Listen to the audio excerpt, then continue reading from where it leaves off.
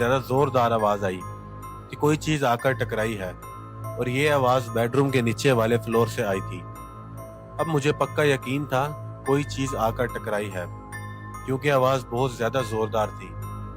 अगर मेरे पड़ोस में भी कुछ लोग रह रहे होते तो उन्हें भी आवाज़ आती। मैं भागा भागा नीचे गया, लेकिन फिर से कुछ भी नहीं था, और फिर तीसरी बार भी यही हुआ। मैं अपने बेडरूम में बैठा हुआ था, कोई चीज़ बेडरूम की लेफ्ट साइड से खिड़की से आकर टकराई। वो इतनी ज़ोर से टकराई थी कि मुझे ऐसा लग रहा था कि वो टकरा कर रूम के अंदर आ गई है। और फिर ये सिलसिला शुरू हो गया कि कभी कहीं कोई चीज़ टकरा रही है तो कभी कहीं और।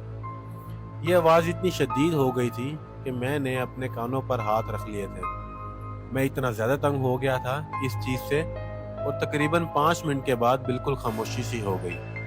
न किसी चीज़ के टकराने की, न किसी चीज़ के बोलने की आवाज़। ये चीज़ मुसलसल 10 मिनट तक होती रही। तो मेरे अंदर डर बैठ गया था, और फिर मैं अपने बेड पर लेट गया और शीट ऊपर डाल दी। लेकिन मेरी नींद उड़ चुकी थी, तो मैंने जो शीट अपने ऊपर ली हुई थी उसमें से मुझे लाइट नज़र आ रही थी। मैं ऐसे ही ऊपर देख रहा था, और फिर देखते ही देखते मेरी नज़र पाँव की तरफ गई। तो मुझे ऐसा लगा कि पाँव की तरफ से कोई काली सी चीज़ बेड के ऊपर आ रही है। वो तकरीबन 6 से 7 फुट लंबा एक साया था। इसके और मेरे बीच में सिर्फ एक शीट थी, और अब वो चीज़ पूरी की पूरी मेरे ऊपर आ चुकी थी।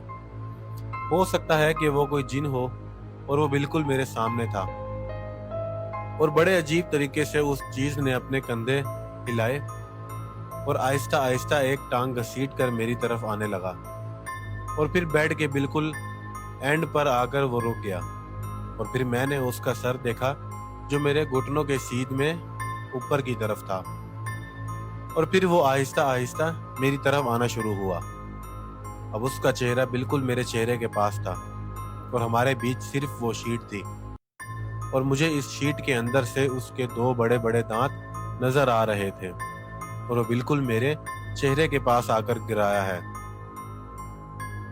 और जब वो गुर्रा रहा था, उसके मुंह से जो गर्म